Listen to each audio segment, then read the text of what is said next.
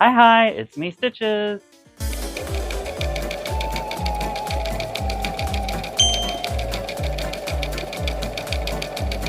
So willkommen, bienvenue, and welcome back to my channel.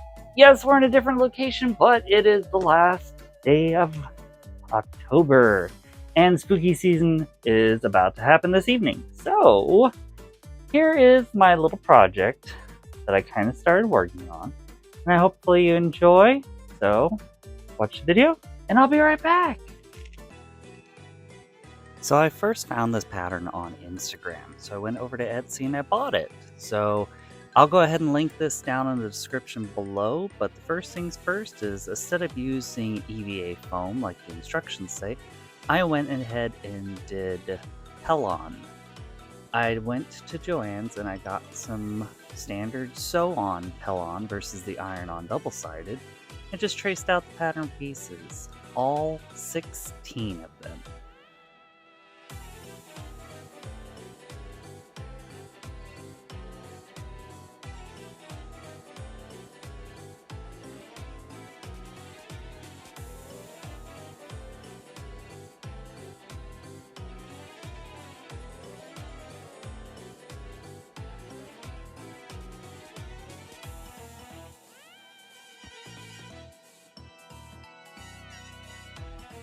And after I did that, I went ahead and cut out 16 of the fleece, because this is going to be the fashion fabric for the outside.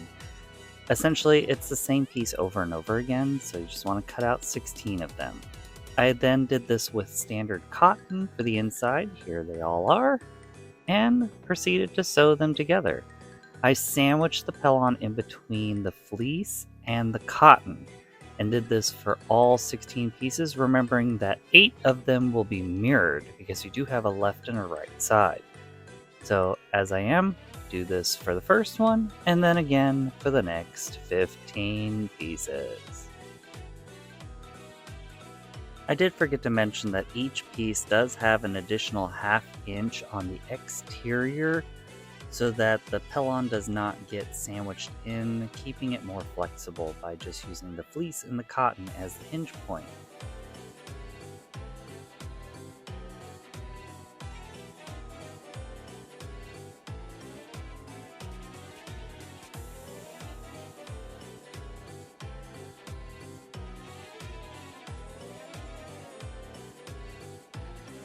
I did find it personally helpful to go ahead and just sew the left and the right pieces together for all 8 of them, and then start sewing each section together as their own.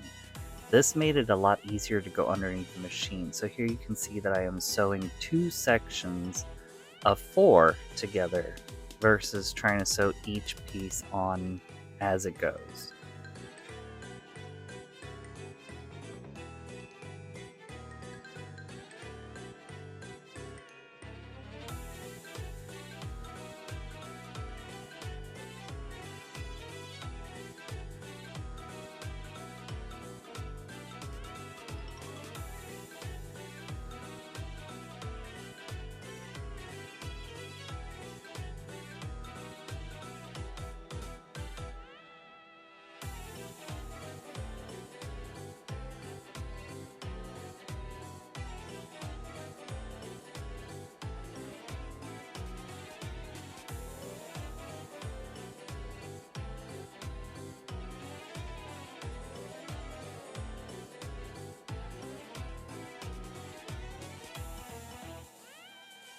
And once you got all the pieces together, this is what it looks like.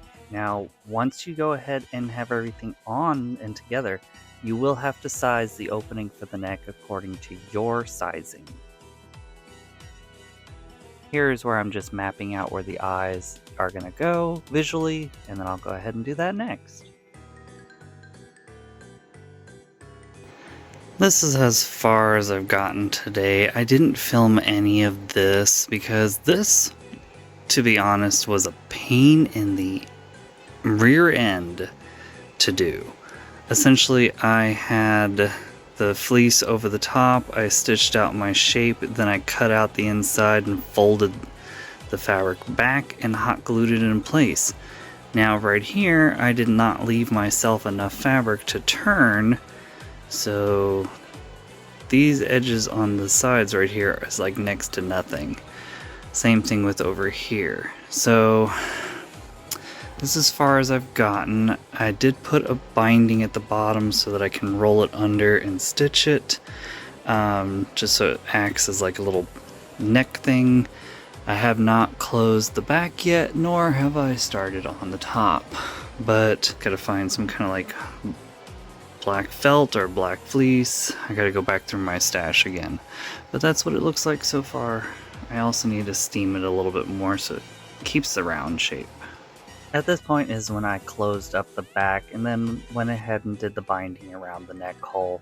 Later on, I do eventually put in a drawstring because I did make my opening just a little wide, and the drawstring did help in keeping it cinched down and allowing for the pumpkin to keep its shape. So this may be something that you want to think about in the future and put that in now versus later, because it was a little difficult to put it in later. I'm just doing a little bit of hand sewing to close up some seams that popped open while sewing. Again, I didn't backstitch, and this was me putting the top part together as the closure for the top of the pumpkin. This will also be where the stem gets glued to in the very end.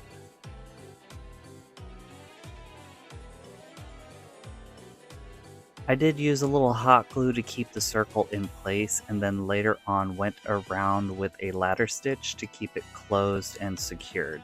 The hot glue was just there to keep it in place so it wouldn't move around on me.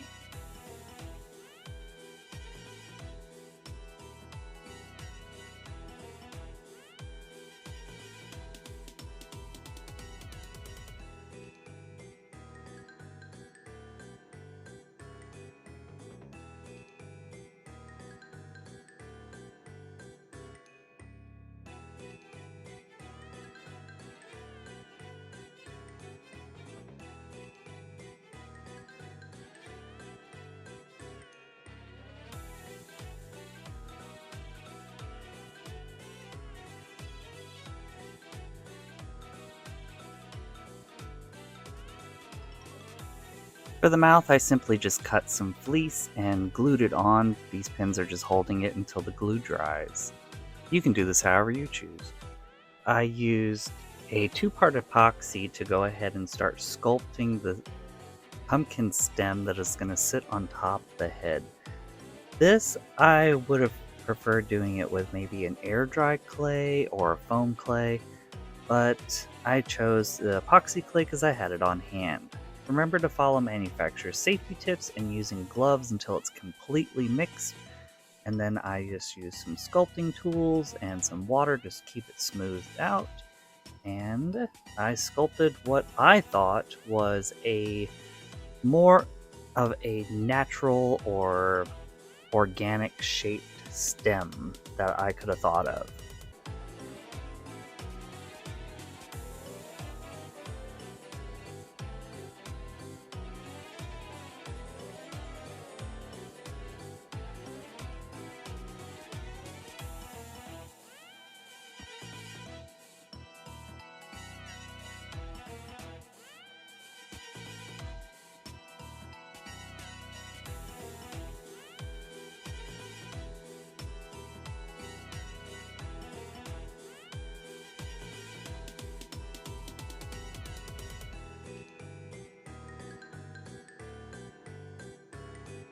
If you want to embed anything into your clay, like I'm doing here with the leaf, make sure you do it while it's still pliable. This does cure in about 3 hours to a solid state, but once it's completely cured, you can go ahead and start painting it however you desire. I tried mixing some browns and some blacks, and then lightly dusting it over the top with a little bit of white just to add some aging character like it's actual wood.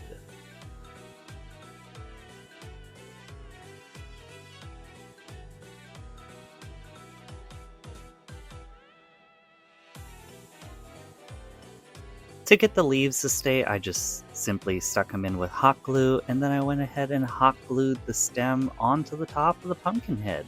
as you can see here. Please, again, do be very careful. Hot glue is what it is. It's hot glue. For the eyes, I went ahead and glued in some cross-stitch fabric. As you can see here, you can see through it, just like in furry eyes.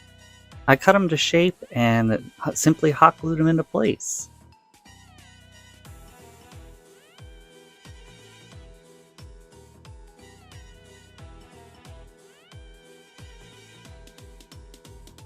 And I guess with that, it should be time for the reveal.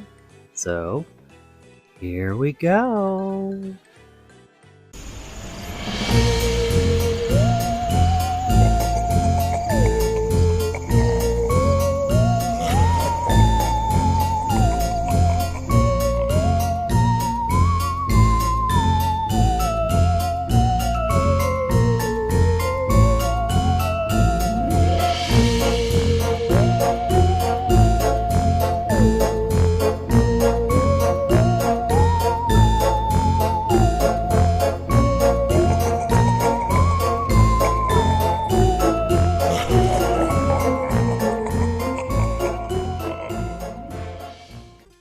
So hopefully you enjoyed my Spooky Ooky pumpkin head. It's kind of a rite of passage here on the YouTube that everybody does a pumpkin head for the Halloween season.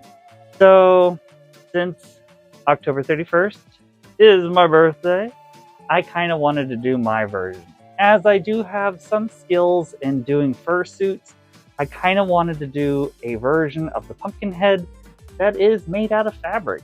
Again, this is all made out of interfacing and fleece and a little bit of 2-part epoxy clay and some leaves. So the last minute I did have to add a drawstring onto it, but oh well, live and learn, right? So if this is the type of content that you are interested in, remember to like, share, subscribe, and come back for another video where we're gonna go ahead and try doing another cosplay experiment. So, we'll see you soon. Tschüssi!